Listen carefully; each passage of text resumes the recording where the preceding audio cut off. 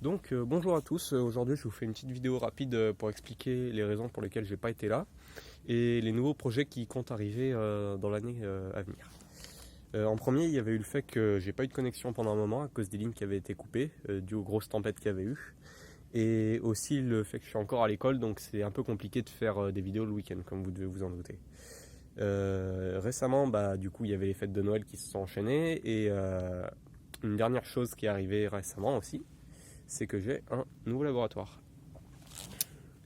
Je vais vous montrer ce que j'ai mis en place pendant ce temps où j'ai pas été là. Hop.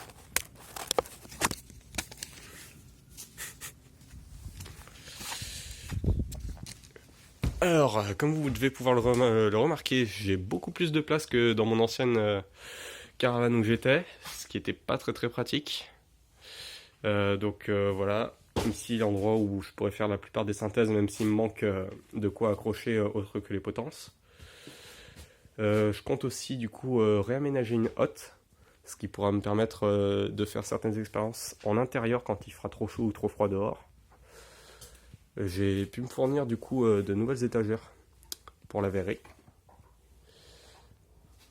Et puis celle-là aussi. J'ai aussi eu un cadeau vachement sympa de la part d'un ami, donc un peu moins d'une centaine de tubes à essai en Pyrex, ce qui va bien me faciliter la tâche. J'ai pu faire de nouvelles étagères, de quoi stocker des produits, ce qui m'aidera aussi pas mal pour les trouver et pas être obligé de chercher 30 ans à l'intérieur de mes étagères. Et du coup, je vais pouvoir maintenant vous parler des nouvelles synthèses qui sont prévues pour cette année. En premier, j'aurais voulu peut-être travailler sur la fabrication de colorants dits azo à l'aide d'aniline ou ce genre d'autres composés. Peut-être vous montrer la synthèse du triméthyle de bore. J'en ai déjà fabriqué il n'y a pas très longtemps. C'est un liquide qui donne une belle flamme verte. J'aurais aussi voulu parler vite fait des estérifications, ce qui aurait pu être intéressant de montrer quelques esters qui ont des couleurs, des odeurs intéressantes. Parler un petit peu des halogénations en faisant peut-être du chlorobenzène, du bromobenzène ou ce genre de composés.